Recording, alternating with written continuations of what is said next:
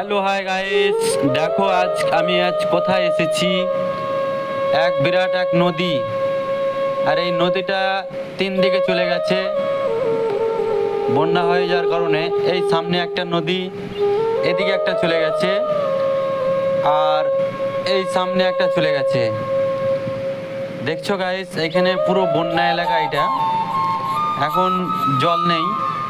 আর এইগুলো নিয়ে সব এই গরু চরে এখন শুকনো হয়ে গেছে। দেখছো, বিরাট বন্যা এলাকা এগুলো। আর এখানে যিনারা থাকে বন্যার সময় কি অসুবিধা হয়, একমাত্র ওনারাই জানে কি কষ্ট হয়। তোমরা দেখো গাইস পুরো ভিডিওটা, বিরাট এক দৃশ্য এখানটা বন্যার সময়, বিশাল ভয়ানক জায়গাটা। তোমরা দেখো গাইস ভিডিওটা।